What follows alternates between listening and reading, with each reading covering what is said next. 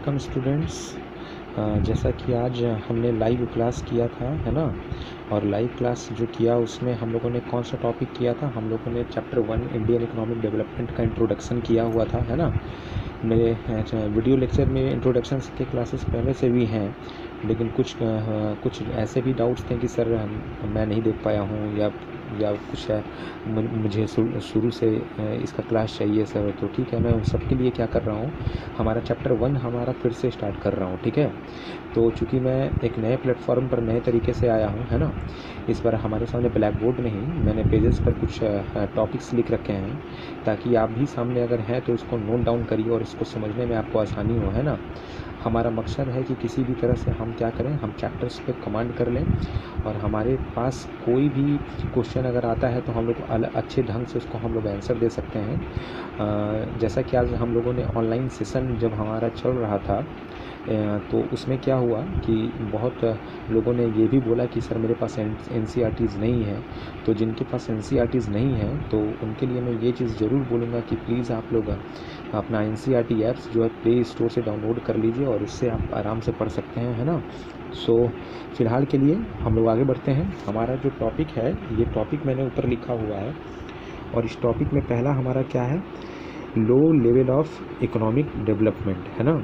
तो लो level of economic development जो है, इसका जो बेस है, ये बेस इसका जो बेस है, इस बेस का शुरुआत कहाँ से हुआ, ये ब्रिटिश के फॉर्म से स्टार्ट हुआ, है ना। अच्छा, एक और भी चीज़, अगर जहाँ पर फ्लो चार्ट आपको लगे कि मैं बना रहा हूँ तो उसको प्लीज़ नोट डाउन करिएगा कॉपी में और उसको रिवाइज़ कीजिएगा। देखिए, सुना हुआ चीज़ को अगर आप पढ़िएगा तो आपके लिए काफ़ी आसानी होगा, और पहले बार अगर पढ़िएगा तो उस चीज़ को समझने में आपको काफ़ी तकलीफ़ होगी।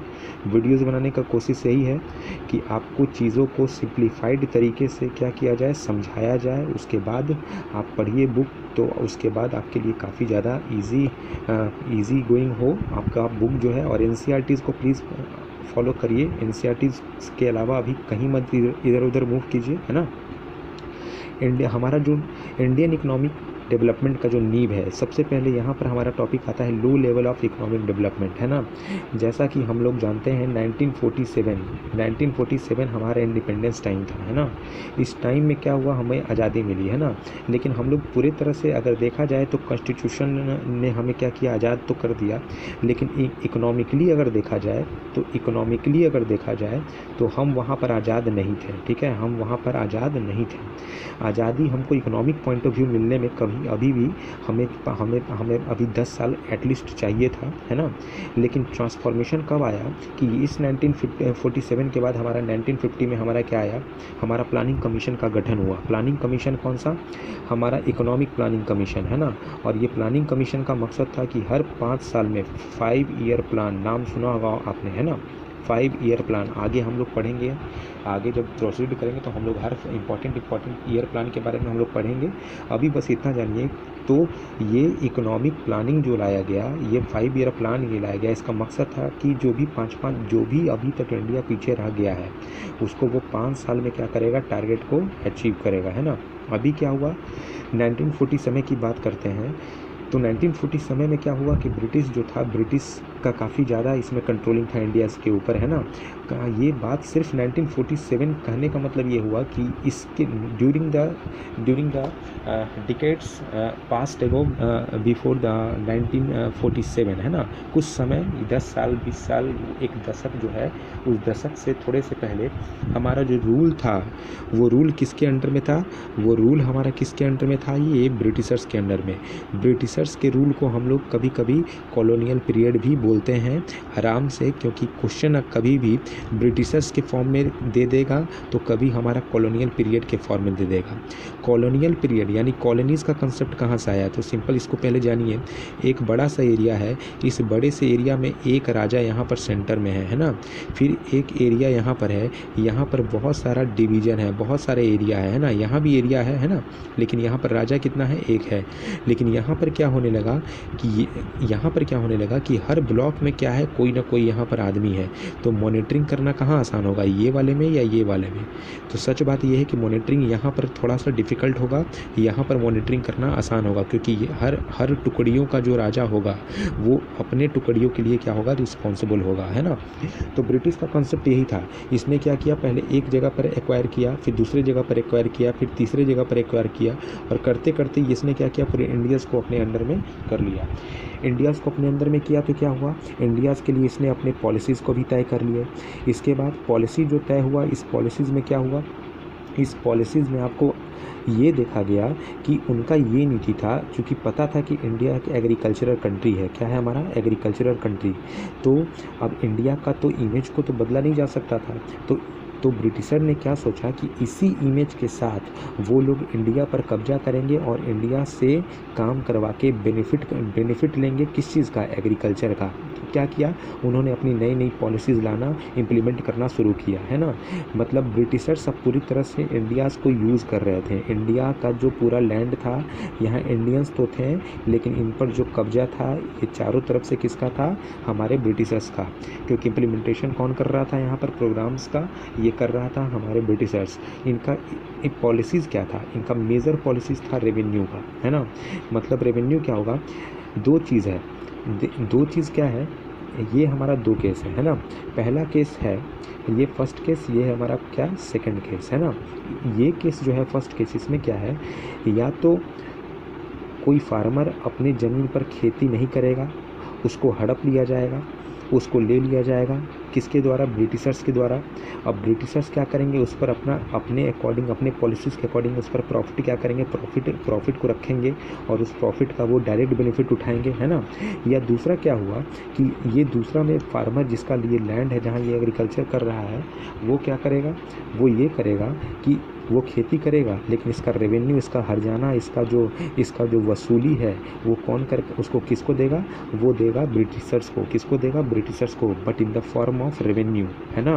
रेवेन्यू आप लोगों ने सुना होगा, रेवेन्यू जो होता है, इनकम टैक्स के महीने में सब लोगों को रेवेन्यू देना पड़ता है सरकार को, है ना। यानी सरकार अगर सुविधा दे रही है, सरकार अगर किसी को सैलरी दे रही है, तो सब लोगों का ये दायित्व बनता है कि सरकार के लिए भी वो क्या करें, अपने इनकम का कुछ भाग क्या करें, रेवेन्यू में वो जनरेट करके किसको दे, हमारे सरकार को, है ना। इसकी यहाँ पर कोई कन्फ्यूजन मेरे ख्याल से नहीं होनी चाहिए। अगर आपसे पूछा जाएगा कि या आपसे बोला जाएगा discuss the reasons of the low level of the economic development, तो आप इन सारे पॉइंट्स को आप अपने आंसर्स में लिख सकते हैं। कंटेंट में आप ये सारी चीज़ों को वहाँ पर ज़रूर मेंशन कीजिएगा, और इसके बाद आप क्या कीजिएगा, अपने आंसर्स को पॉइंट वाइज आप एलोबरेट कर सकते हैं। इसके बाद हम लोग आगे आते हैं, तो हमारे पास एक अच्छा सा हमारा एक टॉपिक है कि हम लोगों ने सुना है कि पर कैपिटा इनकम और क्या है, हमारा नेशनल इनकम। ये क्या होता है, बहुत लोगों को कन्फ्यूजन होता है। मैंने हमेशा बोला है पर कैपिटा, पर मतलब समझ लो पर से बन गया पर्सन, क्या बन गया, पर से बन गया पर्सन। और हर पर्सन का जो इंडिविजुअल इनकम होता है, क्या होता है, इंडिविजुअल इनकम, यही क्या कहलाता है, हमारा पर कैपिटा इनकम कहलाता है ना। और सारे इंडिविजुअल्स को जोड़कर जो हमको पूरे कंट्री को जो पैसा मिल रहा है, उसको क्या बोल रहे हैं हम लोग, नेशनल इनकम, है ना।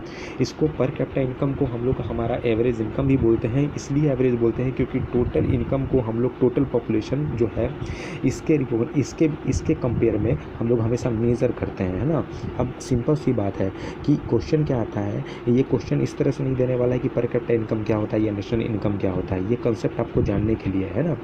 यहाँ पर कंसेप्ट ये है कि पूछा जाएगा कि पर कैपिटा इनकम का हमारे इकोनॉमिक ग्रोथ पर क्या असर पड़ेगा, नेशनल इनकम पर हमारा इकोनॉमिक ग्रोथ पर क्या असर पड़ेगा, जीडीपी पर हमारा क्या इफेक्ट पड़ेगा, और जीएनपी पर इफेक्ट क्या पड़ेगा। तो पहले हमको जानना पड़ेगा पर कैपिटा इनकम, हमने जान लिया, हमने जाना नेशनल इनकम, हमने ये जान लिया।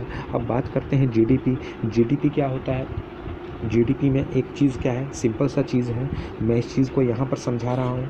ये जीडीपी क्या है, देखिए सिंपल सी बात है क्या कि मैं एक फिर से केस ले रहा हूँ कि यहाँ पर एक आदमी है, वो नंबर 1 एक आदमी है और ये कोई दूसरा आदमी है, ठीक है। अब क्या है, ये कोई क्या है, हमारा शॉप है ना, शॉप है। इसमें क्या है कि यहाँ पर क्या है कि यहाँ पर 5 बिस्किट के पैकेट्स रखे हुए हैं। क्या है, 5 बिस्किट्स के पैकेट रखे हुए हैं। बस इमेजिन करना है समझने के लिए, कॉन्सेप्ट समझ जाइएगा तो आपको कभी नहीं प्रॉब्लम होगी, है ना। अगर कॉन्सेप्ट में फंसिएगा तो बार बार फंसिएगा। मैं इसलिए समझा रहा हूँ क्योंकि पॉइंट्स पढ़ने पर क्लियर नहीं होगा। कॉन्सेप्ट को समझिए और कॉन्सेप्ट का एप्लीकेशन आप कीजिए, है ना। देखिए ये बिस्किट, यहाँ पर इस शॉप में क्या है, 5 बिस्किट के पैकेट हैं, है ना। बहुत सारे सामान है लेकिन मैं बात कर रहा हूँ 5 बिस्किट के पैकेट के बारे में। यहाँ पर एक आदमी जो है, वो आदमी क्या है, पूरी तरह से एम्प्लॉयड है ना। अब एम्प्लॉयड है तो उसके पास क्या है, पैसे हैं, है ना, उसके पास सैलरी है। तो अब सैलरी, देखिए नीड तो हर आदमी का है, लेकिन एक नीड जो होता है वो क्या होता है, कॉम्प्रोमाइज़ करने का, और एक नीड होता है कि अपने वांट्स को फुलफ़िल करने का।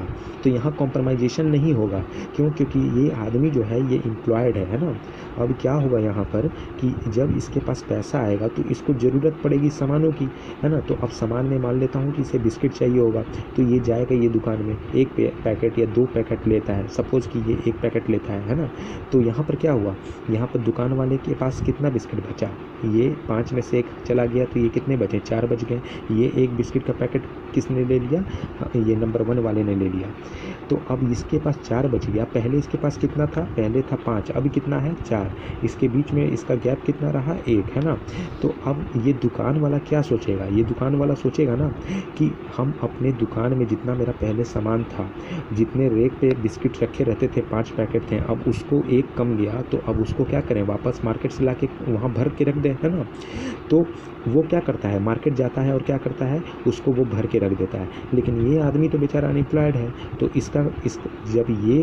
जब अनएम्प्लॉयड है तो इसके पास इतना कंडीशन इस तरह का नहीं है कि ये कहाँ जाएगा, ये हमारी ये दुकान में जाएगा और बिस्किट खरीदेगा। इसके पास जो भी आ रहा है सरकार इसे दे रही है ना। तो ये इसके लिए ये केस है ही नहीं। अब क्या होता है, सिचुएशन ये होता है कि अगर कोई एम्प्लॉयड है, अगर यानी ये आदमी है, यानी इसके पास क्या होगा, पर कैपिटा इनकम होगा। क्या होगा, per capita income. Per capita income से क्या करेगा, वो यूज करेगा। यूज किस तरह से करेगा, जाएगा दुकानदार के पास और दुकानदार के पास वो सामान लेगा। तो सामान जब के लिए वो जो पैसे देगा, तो वो पैसा का क्या होगा, यूज। उस पैसे से दुकानदार क्या करेगा, वो जाकर सामान लाएगा, प्रोडक्शन करवाएगा। तो अब प्रोडक्शन यहाँ पर होगा, प्रोडक्शन फैक्टर आएगा। जब प्रोडक्शन होगा तो इससे देश को फ़ायदा होगा कि नहीं होगा, इससे नेशनल इनकम को फ़ायदा होगा कि नहीं होगा। तो ये हमारा पूरा चैनल है, इसको आपको याद रखना है ना, कि कैसे कहाँ से रिलेटेड है। हम लोग, ये जो आदमी है, ये जो नंबर 1 है, अगर जो सामान घर के लिए यूज़ करता है तो इसको 1 साल में इसके इनकम के अकॉर्डिंग कुछ इसको घर के ज़रूरी सामान चाहिए होगा, उसको हम लोग ग्रॉस डोमेस्टिक प्रोडक्ट बोलते हैं। जितने भी ग्रॉस डोमेस्टिक प्रोडक्ट होते हैं उन सब का वैल्यू मिलाकर हमारा ग्रॉस नेशनल प्रोडक्ट निकाला जाता है। और जब ग्रॉस नेशनल प्रोडक्ट हमारा अच्छा होगा तो हमारा बोल सकते हैं कि हमारा ग्रॉस डेवलपमेंट और या इकोनॉमिक ग्रोथ हमारा क्या होगा, काफ़ी अच्छा होगा। अगर ये चैनल अगर आपको समझ में आ गया तो पूरा कॉन्सेप्ट समझ में आ गया। लेकिन क्योंकि क्वेश्चन जो होगा, ये चैनल देखिए, ये फ्लो चार्ट है, इस फ्लो चार्ट को अपने कॉपी में ज़रूर मेंशन कीजिएगा। इस फ्लो चार्ट का कॉन्सेप्ट को समझिएगा, रटना नहीं है, इस कॉन्सेप्ट को समझना है ना। पर कैपिटा इनकम नहीं होगा तो क्या होगा, ऑब्वियस बात है, आदमी के पास क्या होगा, इनकम नहीं होगा। इनकम नहीं होगा तो वो क्या करेगा, प्रोडक्शन में कभी रोल नहीं कर पाएगा, क्योंकि उसके पास वो दुकान में सामान खरीदने जाएगा ही नहीं, क्योंकि उसके पास पैसा नहीं है, एम्प्लॉयमेंट नहीं है ना। तो जब देखिए, एम्प्लॉयमेंट का मतलब यही नहीं होता है कि कोई काम करे।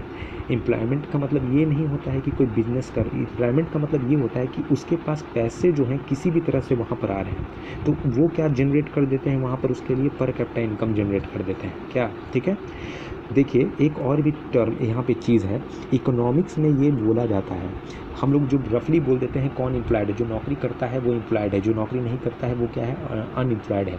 लेकिन इकोनॉमिक लेवल पर क्या बोला जाता है, जो कि सही बात वही है कि इकोनॉमी में वही लोग एम्प्लॉयड हैं कि अगर उनको चाहिए कि हमको पर्टिकुलर कोई जॉब हो और उस जॉब से उनको पैसा आ रहा है, तभी वो एम्प्लॉयड है। दूसरी जॉब में अगर हैं और अगर उनको पैसा आ रहा है तो वो एम्प्लॉयड नहीं है। मतलब यहाँ बात क्या हुआ, सेटिस्फैक्शन का भी काफ़ी ज़्यादा इंपॉर्टेंस यहाँ पर है ना। मतलब सेटिस्फैक्शन से मुझे पैसे आ रहे हैं, पैसे तो आ रहे हैं। देखिए पहले पैसे आने इंपॉर्टेंट है, लेकिन यहाँ पर इससे भी ज़्यादा इंपॉर्टेंट है क्या कि पैसे जहाँ से हम चाहते हैं वहीं से सोर्स से हमको पैसे आ रहे हैं, तो यानी हम क्या हैं, एम्प्लॉयड हैं। लेकिन वो जो है यहाँ पर अभी लागू हम लोग इसको नहीं करते हैं। हमारा यहाँ पर सिंपल है कि पैसे का स्रोत कोई भी हो तो ये पर कैपिटा इनकम है ना। इसके बाद इकोनॉमिक एस्टिमेटर्स, क्या होते हैं इकोनॉमिक एस्टिमेटर्स? जैसे देखिए कुछ नाम है, Dadabhai Naoroji, William Digby, Shirras, VKR Rao, ये सब बड़ा इंपॉर्टेंट नाम है। इनको बोला जाता है इकोनॉमिकल एस्टिमेटर्स। मतलब इन लोगों ने पहले ही देश के अर्थव्यवस्था के बारे में, देश के इकोनॉमी के बारे में कुछ गेस किया, और जो गेस किया वो लगभग क्या हो रहा है, अपने प्लेटफॉर्म पे चल रहा है। जैसे उन्होंने कभी ये भी बोला था, कुछ इकोनॉमिस्ट का ये भी कहना था कि एक समय के बाद हमारे कंट्री का क्या होगा, वो राइज होना शुरू हो जाएगा, फिर से क्या होगा, कुछ समय के बाद हमारा वो क्या होगा, डिक्लाइन होगा, फिर कुछ समय के बाद अचानक से वो राइज करेगा। तो ऐसे एस्टिमेटर्स अपना क्या करते हैं, अपना वो प्रेडिक्शन करते रहते हैं इकोनॉमी में। हालांकि ये माना जाता है कि इकोनॉमी का जो प्रेडिक्शन होता है हमेशा इसमें उतार चढ़ाव होता है। इसलिए अब सिंपल सी चीज़ें हैं कि अगर जो रेट होता है, हमेशा जो फ्लक्चुएशन रेट होता है, जो हमारा ग्रोथ रेट होता है, वो टाइम टू टाइम हमारा वेरी करता है। आप ही सोचिए कि जनवरी छोड़िए, फरवरी में हमारा जो बजट पास होता है उसमें फरवरी में क्या बोला गया, बजट में बोला गया होगा, कोई चीज़ें बोली गई होंगी, कोई संशोधन किया गया होगा, किसी स्कीम के लिए पैसे दिए गए होंगे, बहुत सारा प्रोजेक्ट हुआ होगा कि हमको इस साल के अंत तक कंप्लीट करना है। बजट में तो वही करते हैं हम लोग। क्या हम लोग इस प्रोजेक्ट को कंप्लीट कर पाएंगे? अभी लॉकडाउन का समय है, क्या हम लोग उसको आगे बढ़ा पाएंगे? तो क्या होगा, हमारा जो प्रेडिक्शन है, ये प्रेडिक्शन में क्या होगा, हमारा कुछ चेंजिंग होगा, इंक्रीज होगा, डिक्रीज होगा, मैं उसकी बात अभी नहीं कर रहा हूँ, लेकिन क्या होगा, चेंज होगा। तो ये जो चेंजिंग होता है, ये जो डाटा का चेंजिंग होता है, ये हमेशा इकोनॉमिक हमारा बिहेवियर होता है ना। इसके बाद एक है प्रेसिडेंसी स्टेट्स। प्रेसिडेंसी स्टेट्स का कॉन्सेप्ट था क्या, हमारा बॉम्बे, मद्रास और हमारा बॉम्बे, मद्रास और हमारा कैलकाटा है ना। देखिए हमारा प्रेसिडेंसी स्टेट्स कैलकाटा, इसको सिंपली हम लोग बंगाल भी उस समय बोलते थे, है ना। तो हमारा जो ब्रिटिशर्स थे वो लोग सबसे ज़्यादा इंडिया में अगर कहीं पर डोमिनेंट हुए तो वो प्रेसिडेंसी स्टेट्स में हुए। कहाँ पर? हमारा बंगाल में, बॉम्बे में और मद्रास में, है ना। तो इनको एक साथ ये बोला जाता था प्रेसिडेंसी स्टेट्स। प्रेसिडेंसी इसका नाम क्यों पड़ा? क्योंकि ब्रिटिश का जो गवर्निंग हमारा सेंटर हुआ करता था वो हमारा यही 3 जगह होता था। यही 3 जगह से ब्रिटिश क्या करते थे, यहाँ पे ये 3 जगह है ना, ये है हमारा बंगाल है, ये है हमारा बॉम्बे, ये है हमारा मद्रास। ब्रिटिश का जो हेड होता था, ये सारे हेड क्वार्टर्स यहीं पे सेटअप होते थे और यहीं से अलग अलग चैनल्स होते थे, अलग अलग हमारे एरियाज़ में डिप्यूट होते थे, अलग अलग कंट्रीज़ के स्टेट्स में जाते थे। तो इनको क्या नाम दे दिया गया, प्रेसिडेंसी स्टेट्स बोल दिया गया। इसके बाद हमारे एग्रीकल्चर्स की बात की जाए तो हमारा एग्रीकल्चरल सेक्टर में जो पार्टिसिपेशन है वो नियरली 85% है। आप इसको इस तरह से भी बोल सकते हैं 80 to 85% भी वेरिएशन आएगा, इसके लिए कोई घबराने वाली बात नहीं है। आप मान के चलिए कि मोर देन 80% हम लोग किस चीज़ में बिजी थे, हमारे एग्रीकल्चरल सेक्टर में। यही कारण है कि हम लोगों ने वहाँ पर क्या किया, हम लोगों ने कोशिश की अपने आप को सुधारने का, लेकिन वहाँ पर हमारे ब्रिटिश पॉलिसीज़ की वजह से, हमारे ब्रिटिश रेवेन्यू की वजह से, रेवेन्यू कल्चर की वजह से हम लोग एक ऐसे लो लेवल ऑफ इकोनॉमिक डेवलपमेंट में चले गए कि हम लोग उससे फिर बाहर आने में हमको बहुत समय लग गया, है ना। इसके बाद एक कॉन्सेप्ट है ज़मींदारी सिस्टम। ज़मींदार कौन होते थे? देखिए ये ब्रिटिशर्स है, ये हमारा इंडियंस है ना। इंडियंस क्या करते थे, ये ब्रिटिशर्स क्या करते थे, इंडियन पर हमेशा फोर्स करते थे पैसे देने के लिए, रेवेन्यू देने के लिए। तो कभी कभी ये डायरेक्टली इन्वॉल्व होते थे, लेकिन कभी कभी ये क्या करते थे, इस इंडियंस में से किसी एक आदमी को वो चुनते थे एज ए ज़मींदार। क्या चुनते थे? ज़मींदार, है ना। इसी इंडियंस में से क्या चुनते थे, ये ब्रिटिशर्स है, ये इंडियंस है, इसी इंडियंस में से किसी को वो क्या कर लेते थे, ज़मींदार चुनते थे। क्यों चुनते थे? क्योंकि ये इंडियन से वो ज़मींदार क्या करे, पैसे को वसूले, और ये वसूलने के बाद ये पैसे किसके पास चले जाएं, ब्रिटिशर्स के पास। तो यहाँ पर क्वेश्चन क्या है, यहाँ पर क्वेश्चन है सर पहले से तो ब्रिटिशर्स इंडिया से पैसे ले ही रहे थे, तो यहाँ पर ये क्यों किए, यहाँ पर ये ज़मींदारी को क्यों लाया, इसमें थर्ड पार्टी को क्यों इन्वॉल्व किया। तो देखिए कंसेप्ट क्या है थर्ड पार्टी में। देखिए ब्रिटिशर्स जो थे इंडिया से अच्छी तरह से कम्युनिकेट नहीं कर पा रहे थे, तो उनका क्या था, और इंडियाज़ को भी प्रॉब्लम हो रहा था, और ब्रिटिशर्स को बहुत अच्छी तरह से पता था कि इंडियाज़ में क्या है, एक इमोशनल थ्रेड बहुत ज़्यादा है, और इमोशनल थ्रेड से इकोनॉमी हमारा क्या हो सकता है, इकोनॉमिक कल्चर बदल सकता है। तो एक इंडियन दूसरे इंडियन को देख के क्या होता था, उसके लिए थोड़ा सा सॉफ्ट होता था। तो इंडियंस जो ज़मींदार थे जिनको चुने गए थे किसके द्वारा, भाई यहाँ पे चुने गए किसके द्वारा, हमारे ब्रिटिशर्स जो थे इसमें इन्वॉल्व। तो इन्होंने क्या किया, इसी इंडियंस में से ज़मींदार को चुना। ज़मींदार इस इंडियन के पास जाते थे, इनको समझाते थे, बुझाते थे, और इस इंडियन को लगता था ये तो भाई मेरे अपने आदमी हैं। ये कन्विंस होकर क्या करते थे, इनको ये रेवेन्यू दे देते थे, और यही रेवेन्यू फिर ये ज़मींदार क्या करता था, ब्रिटिशर्स को देता था। कभी कभी जब वहाँ पर ये जब पैसे नहीं वसूल पाते थे ये ज़मींदार, तो ब्रिटिश ने इनको पूरी तरह से पावर दे दिया कि आपको जो करना है करिए, लेकिन हमको एनी हाउ किसी तरह से हमको पैसे ला के आप दीजिए। अगर वो नहीं ला के देते तो क्या होता, ज़मींदार को वो फिर क्या करते थे, हरास्ट करते थे, पनिश्ड करते थे। तो ज़मींदार के ऊपर भी अब प्रेशर था, है ना। तो इनका मेन मकसद ये भी था कि अगर थर्ड पार्टी के ऊपर अगर प्रेशर बना देंगे तो उस प्रेशर से क्या होगा, रेवेन्यू जनरेट और भी जल्दी होगा, है ना। तो ये सब था। इसके बाद क्या हुआ, हमारा commercialisation of agriculture. Commercialisation of agriculture में क्या हुआ, चूँकि हमारे पास कोई गुंजाइश नहीं था, हमारे इंडियंस के पास कुछ गुंजाइश नहीं था, क्योंकि हमारा जो कंट्री था वो क्या था, एग्रीकल्चरल कंट्री था। तो जो कुछ करना था उस समय, अब इंडिया में वो एग्रीकल्चर पर ही करना था। तो ब्रिटिशर्स को पता था। ब्रिटिश का एक सबसे बड़ा बेनिफिट क्या था, ये यूरोपियन कंट्री में, ये अपने कंट्री में, सब कंट्री में देख रहे थे कि वहाँ पर टेक्नोलॉजी किस तरह से बढ़ रहा है, वहाँ पर एग्रीकल्चर में भी टेक्नोलॉजीज़ का लोग यूज़ कर रहे थे। तो थोड़ा सा इन लोगों ने उस अप्रोच को इंडिया में लगाया, क्योंकि इंडिया में आप उस समय हमारा प्रिमिटिव कल्चर था, लोग ट्रेडिशंस में एग्रीकल्चर करते थे, है ना। तो लोगों को टेक्नोलॉजीज़ उतने उस तरह से वो लोग अवेयर नहीं हुआ करते थे। तो अब जब ये कल्चर इंडियाज़ में आया तो ब्रिटिशर्स का था वहाँ पर कंसंट्रेशन क्या, कि मैक्सिमम प्रोडक्शन हो, यानी कमर्शलाइजेशन मतलब होता क्या है, पहले एग्रीकल्चर का हम लोग यूज़ करते थे अपने खाने पीने के लिए, लेकिन जब एग्रीकल्चर को हम अपना रोजी रोटी बना लिए, जब हम उसको अपना मुख्य स्रोत ऑफ इनकम बना लिए, मेन सोर्स ऑफ इनकम बना लिए, तब वो क्या होने लगा, कमर्शलाइज्ड हो गया। इसको हम लोगों ने क्या बोला, कमर्शलाइजेशन ऑफ एग्रीकल्चर बोला, है ना। इसके बाद इसमें क्या हुआ, हमने क्रॉपिंग पैटर्न को चेंज किया। किसको चेंज किया, क्रॉपिंग पैटर्न को। मतलब पहले हमारे पास जो खेत हुआ करते थे, जो एग्रीकल्चर होते थे, हमारे पास यील्ड जो होता था वो कम होता था, लेकिन अब चूँकि ब्रिटिशर्स भी थे तो उनके अकॉर्डिंगली क्या हुआ, काम होने लगा। अब क्या हुआ, यहाँ पर प्रोडक्शन काफ़ी ज़्यादा होने लगा, और प्रोडक्शन का मेन फोकस क्या था कि इंडिया से प्रोडक्शन करके इंडिया के ज़मीन पर इंडिया के लेबर से मेहनत करवा के वो प्रोडक्शन को दूसरे कंट्रीज़ में और अपने कंट्रीज़ में बेचेंगे, और उससे मैक्सिमम प्रॉफिट वो क्या करेंगे, अर्न करेंगे। मैक्सिमम प्रॉफिट अर्न करेंगे तो क्या होगा, उससे उनको बेनिफिट होगा। तो ये चीज़ नहीं है कि वो अगर प्रॉफिट अर्न करेंगे, अगर ये ब्रिटिशर्स हैं, ये इंडियंस हैं, अगर ये प्रॉफिट अर्न करेंगे तो ये इंडिया को कुछ पैसा देंगे, नहीं, ये इंडिया को पैसा नहीं देंगे, ये अपने पास पैसा रखेंगे। लेकिन क्या होगा, इंडिया तो प्रोडक्शन कर रहा है, इंडिया का तो प्रोडक्शन एकदम लाजवाब हो रहा है, लेकिन इसका इकोनॉमिक कंडीशन क्या हो रहा है, प्रोडक्शन होने के बावजूद भी क्या हो रहा है, वीक हो रहा है। और इसका जो कंडीशन है ब्रिटिशर्स, इनका कंडीशन क्या हो रहा है, बहुत अच्छा हो रहा है। तो ये हमको किस में देखने को मिला, कमर्शलाइजेशन ऑफ एग्रीकल्चर में। इसके बाद एक वर्ड आता है, एक language, two fold concept of industrialisation. क्या होता है, ये ब्रिटिश का कंसेप्ट था, है ना, ब्रिटिश का कंसेप्ट था। थोड़ा इंडस्ट्रियलाइजेशन जब आगे फ्लोरिश्ड हुआ, एग्रीकल्चर के बाद जब फेज़ आया हमारा इंडस्ट्री का, देखिए फेज़ क्या होता है हमारा, ये 3 फेज है ना। ये इस फेज में क्या होता है, हमारा प्राइमरी होता है हमारा एग्रीकल्चर, सेकेंडरी होता है हमारा क्या, इंडस्ट्रियलाइजेशन, जिसको हम लोग मैन्युफैक्चरिंग सेक्टर बोलते हैं, और थर्ड क्या होता है हमारा, सर्विस सेक्टर, है ना।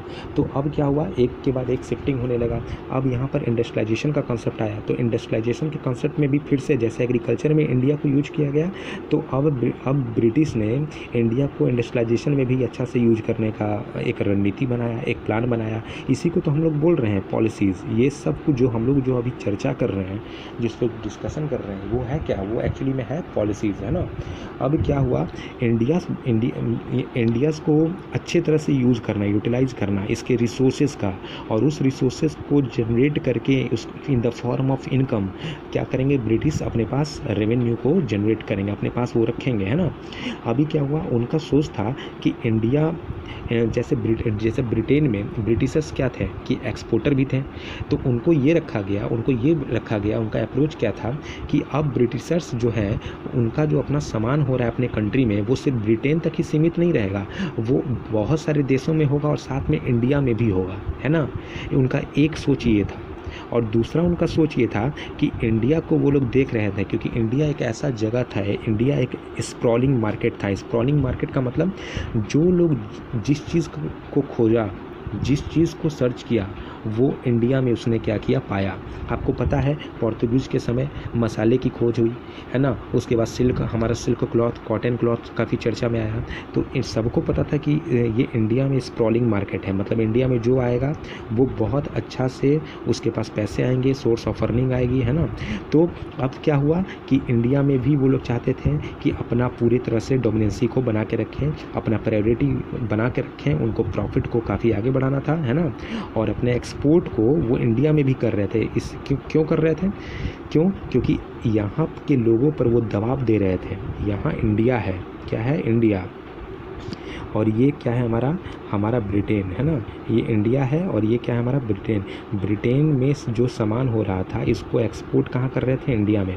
इंडिया का तो कंडीशन पता था कि यहाँ का सारा सामान प्रोडक्शन दूसरे कंट्री में हो रहा था, मैक्सिमम प्रॉफिट कमा रहे थे और पैसे अपने पास रख रहे थे, और यहाँ के सामान को यहाँ बेच के इनको इंडियंस को फोर्स करते थे कि ज़्यादा दामों में सामान को लेने के लिए, क्योंकि उनका जो सामान होता था वो कॉस्टली होता था। तो अब इंडिया के पास जो बचा हुआ पैसा था वो भी पैसा क्या होने लगा, उनके पास से जाने लगा। तो अब क्या हुआ, इंडिया के अब पहले तो लो लेवल ऑफ इकोनॉमिक डेवलपमेंट चल रहा था, लेकिन अब तो वेरी लो हो गया, अब तो स्लो डाउन ऑफ इकोनॉमी हो गया। इकोनॉमी अब ऐसा हो गया कि अब पूरी तरह से अब सब लोग गुलाम हो गए। हम लोग बोलते हैं ना कि अंग्रेज़ों के हाथ में हम लोग गुलाम थे, तो ऐसा इसलिए बोलते हैं क्योंकि अब कोई चारा ही नहीं था। पहले तो ज़मीन गई, अनाज गया, इसके बाद मेरे पास जो रखे हुए पैसे थे, ब्रिटिशर्स ने हम पे दबाव दे दिया सामान खरीदने का, तो मेरा रखा हुआ पैसा भी क्या हुआ, सामान खरीदने में चला गया। अब तो हम हो गए कंगाल। तो इंडियाज़ की भी कंडीशन वही थी। अब जब कंगाल होंगे तो क्या करेंगे, गुलामी करेंगे, है ना। तो ये हमारा आज का सेशन है। मेरे ख्याल से कॉन्सेप्ट आज आप लोगों को समझ में आया होगा। तो कॉन्सेप्ट अगर आज समझ में आया होगा तो इसके लिए प्लीज़ आप कमेंट करिएगा और इसको शेयर कीजिए, सब्सक्राइब कीजिए। चैनल को पहले बार बार बोल रहा हूँ, सब्सक्राइब ज़रूर कीजिए, है ना। सब्सक्राइब करने के बाद इस पर कमेंट कीजिए कि वीडियो लेक्चर आपके लिए फ़ायदा हुआ या नहीं। मेरी कोशिश यही है कि आप लोगों को पूरा बेसिक्स दूं और रटने की कोई ज़रूरत नहीं है। कॉन्सेप्ट को समझिए, कॉन्सेप्ट समझने के बाद आपको क्या करना है उसको देखिए। मैंने इतना समझाया, इस समझाने के बाद आपने पॉइंट्स को नोट किया, नहीं नोट किया, बार बार आप इस चीज़ को देखिए, समझिए। उसके बाद डाउट्स होगा मुझे पूछिए। लेक्चर्स में हम लोग फिर से आगे बढ़ेंगे, है ना। हमारा आगे बढ़ेंगे। हमारा इंडियन इकोनॉमिक डेवलपमेंट का जो बुक है पहले हम लोग इसको ओवर करेंगे, समय जितना भी लगे, लेकिन हमारा टारगेट है कि बहुत जल्दी भी करना है और सब कुछ समझते हुए भी करना है ना। सिर्फ ये नहीं कि बस कर दिए और कहीं पर प्रॉब्लम है तो हम लोगों को छोड़ दिए, है ना। ये वीडियोज़ एक्चुअली सब लोगों के लिए बहुत इम्पॉर्टेंट है। तो यहाँ से क्वेश्चन हमारा किसी भी तरह का सब्जेक्टिव ऑब्जेक्टिव किसी भी तरह से क्वेश्चन यहाँ से अगर आएगा तो वो बनेगा। मेरा कोशिश यही है कि NCERTs को पूरे अच्छे तरह से कवर करवाना, और अच्छे तरह से आप लोग प्लीज़ इसको पढ़िए और समझिए, और जहाँ दिक्कत हो प्लीज़ इसको बताइए कि कहाँ पर प्रॉब्लम हो रहा है ना। सो आज के लिए सेशन इतना ही रखिएगा। सब्सक्राइब करना मत भूलिएगा और कमेंट करना प्लीज़ मत भूलिएगा। So thank you and a good night. क्योंकि ये जो लेक्चर है ये मैं अभी रात में बना रहा हूँ आप लोगों के लिए, इसलिए, है ना। So thanks for watching this.